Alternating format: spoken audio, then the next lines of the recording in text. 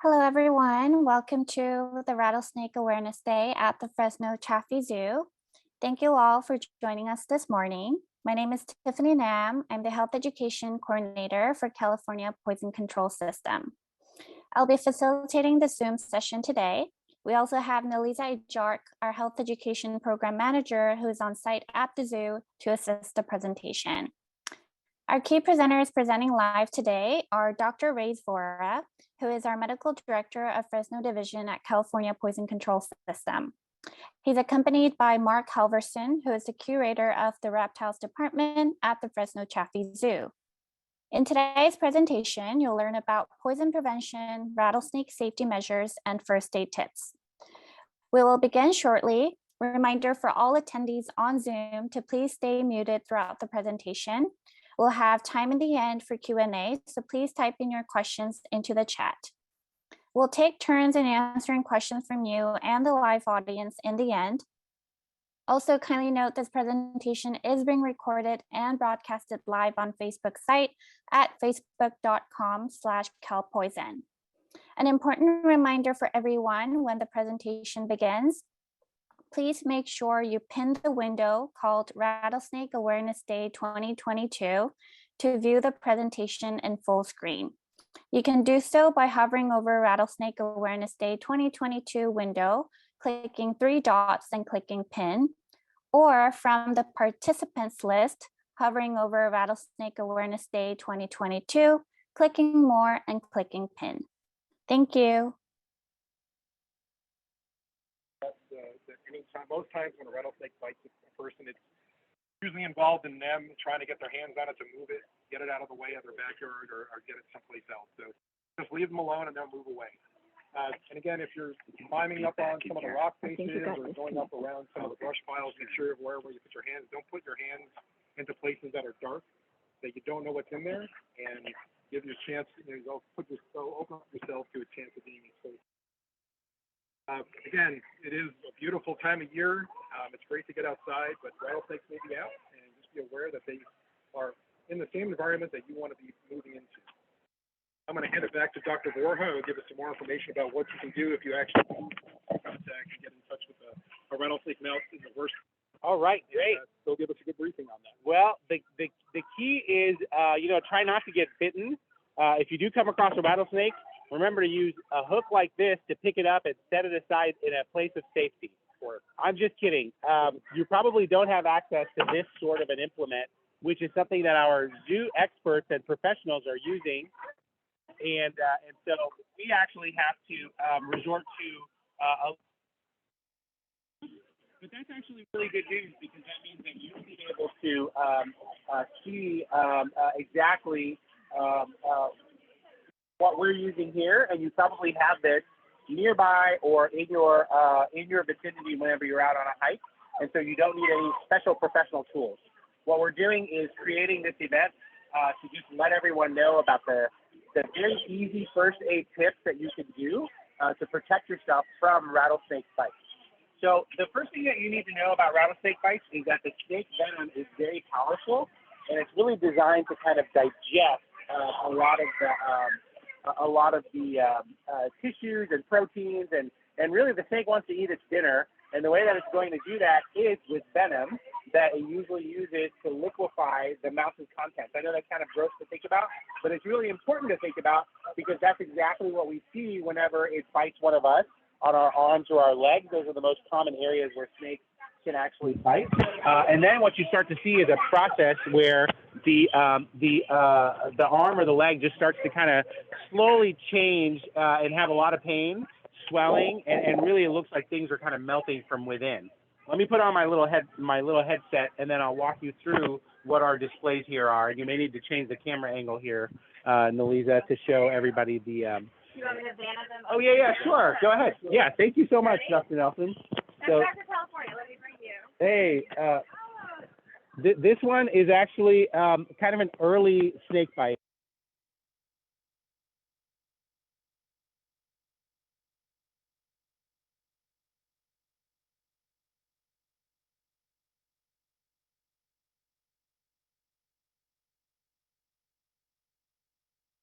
Bitten by something that has venom, and when the venom gets inside your skin, that digestion process starts to happen.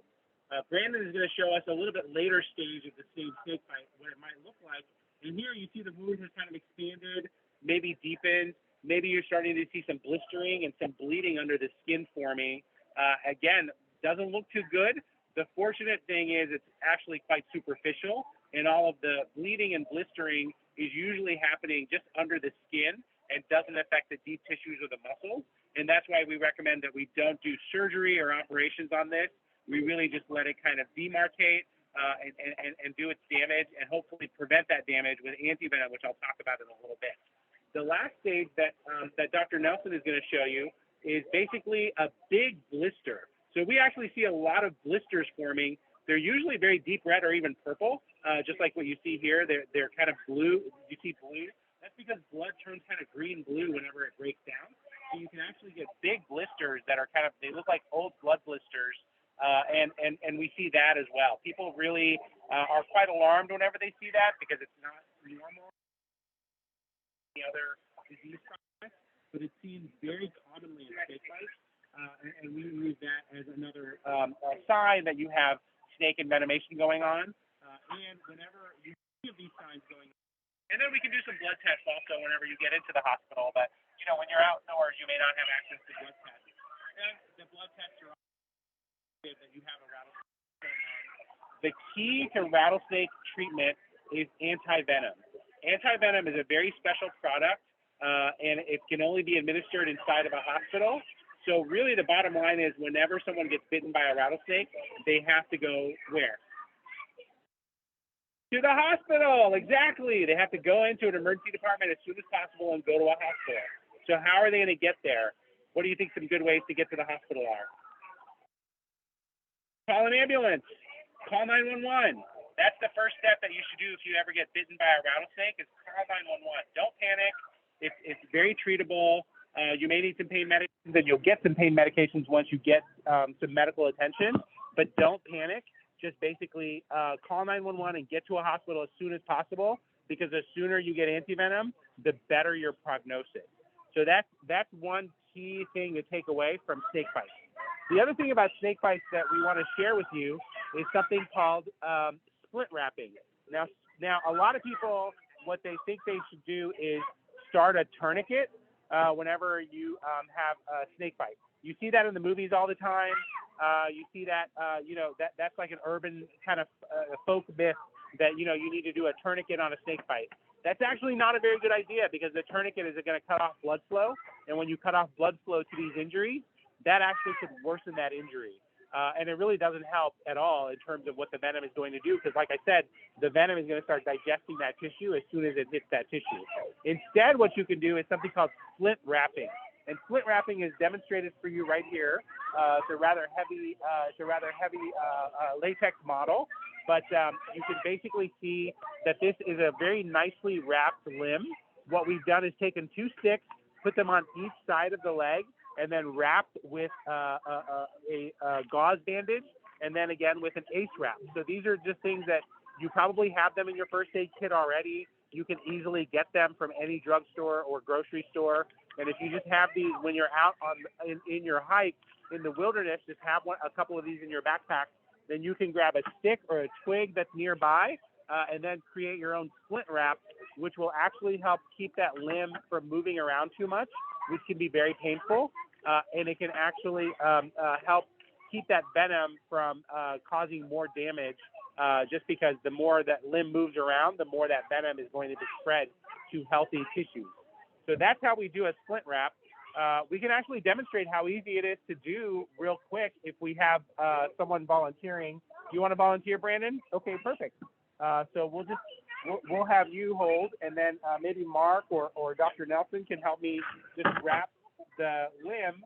So what we're going to do is we're going to pretend that Brandon got bitten right on the wrist.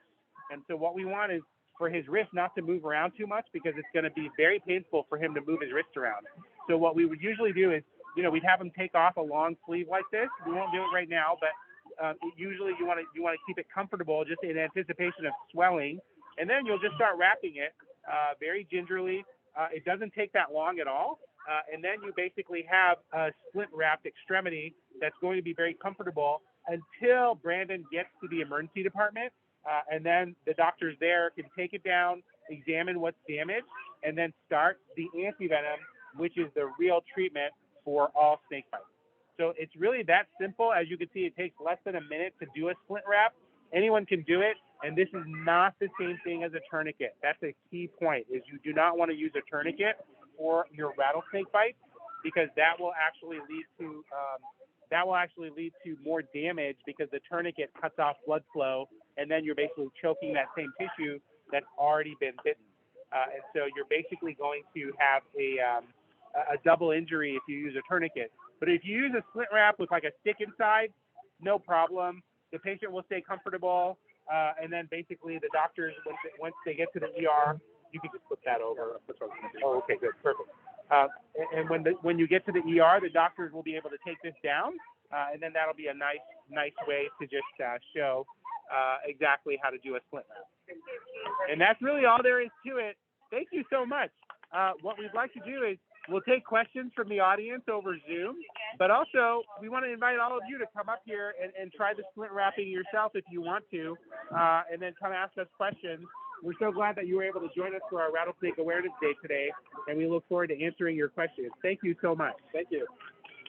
Great job. Okay, that was fantastic. Do we have any questions in the chat, or what's going on? Let me check. Oh, yeah, sure. Do you guys have any questions for us?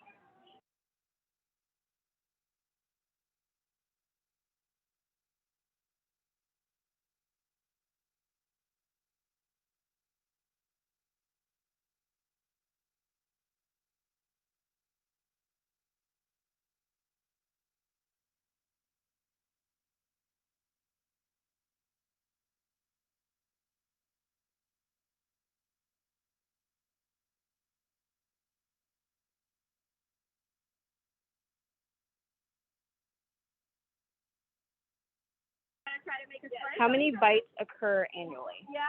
Here, take your stick. Oh, how many bites occur annually? So there's approximately 10 to 15,000 bites in the country that we're aware of. We know that might be an undercount because not every bite gets reported to poison control centers. And California usually sees about 3,000 to 4,000 bites every year.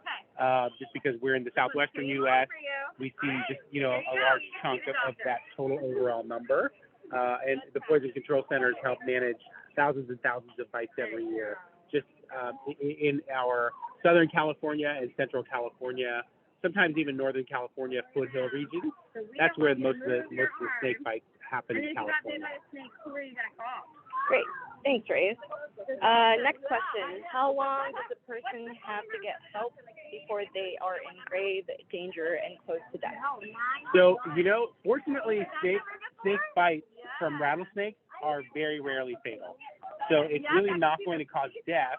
What we do worry about is that the longer someone waits, the more that venom is going to go in and digest their tissues and really cause more and more damage. So the sooner the better. If you can get into a hospital and get that antivenom started within the first hour or two, that's optimal. That's really the best that we can do, because it takes about an hour to prepare that antivenom. So, within the first 2 hours of the bite is the best case scenario. But it's really never too late to start antivenom. We basically, get people that come in the next day, for example, or, they get transferred to a hospital because the first facility was not able to treat them with adequate amounts of antivenom. So it's really never too late to get antivenom, but the optimal scenario is as soon as possible. You don't necessarily have to worry about death. It's really just disfigurement and a long rehab period if you don't get antivenom right away, because then you have more tissue damage that you have to rehabilitate. Great. Thank you, Rais. About which snakes are poisonous? Do you want to ask our expert? Any other questions? Yeah, we have a question for one of our child visitors about which snakes are poisonous. It's the only rattlesnake you'll see here. So he's saying that the northern Pacific rattlesnake is the most common one here in the Fresno area. There's obviously other rattlesnakes. There's the southern Pacific. There's timber rattlesnake. There's even one called the sidewinder that's found in parts of the desert regions in California, and the Mojave rattlesnake, which is found in the Mojave Desert. So there's probably about a dozen different species that are found in California, from my understanding. However, we really don't look at the species of snake in order to determine who gets treatment. We really just look at the person, and if the person looks like they have swelling and pain, then we're going to treat them with the antivenom regardless of what species of snake there is. So the species becomes less important clinically. Obviously, the herpetologists really track that stuff. How many species of rattlesnakes are in California, Mark? I believe we have 8 species of rattlesnakes in the state total. But here in the Central Valley, actually from the Southern Valley, Bakersfield, all the way up into Canada, there's only one species, and that's Northern Pacific. All of the other rattlesnakes occur on the other side of the Sierras, on the eastern side. Oh, interesting. Okay, got you. Okay. Northern Pacifics are the only one you find here in the state. Got it. Okay, well, that's good to know. Yeah. If you come across one, it's probably a Northern Pacific. And the important thing is if you don't know what you're looking at, just leave it alone. The best rule is if you don't know, walk away and leave it alone. Yeah, right. And that's true just about anything you can encounter in the wild. Just leave it alone. There you go. Good idea. Thank you. Great. Are there any other questions? Well done. Nice foot wrapping. Yeah, no kidding. Yeah, they're both doing great. Currently, no more questions in the chat. They thought 911 was just if you needed like the police. Yes. So that 911 also gets you the firefighter, gets you the ambulance. So when all you need first help, responders, including if you get all the bit by a helpers. snake, Yeah. that's our phone number. And Poison Control has their own hotline that we can share on the chat, and that number is 1-800-222-1222. And we really encourage everyone to program that in their phone. That way, when you're out away from the internet on a hiking trail, you have that phone and they can kind of walk you through all of these first aid tips that we shared today. Hey, hold up your arm for the camera. You did a great job. Nice. Good man. Good man. Perfect. Great. Cool. Got some great pictures too. Yeah. There's some stuff popping up on the Zoom chat too. Are you getting the Zoom chat? Or is that... I'm connected here as well. So there's no more questions from Zoom. Oh, this is fun. Fantastic. Thanks, boys. All right, that's it. See you later. Thank you. All right, I think we'll adjourn this meeting and start the stick fights off camera. No, I'm just kidding. We're not going to do that. We are going to pass a local ordinance from the health department that all rattlesnakes need to be masked outdoors until further notice.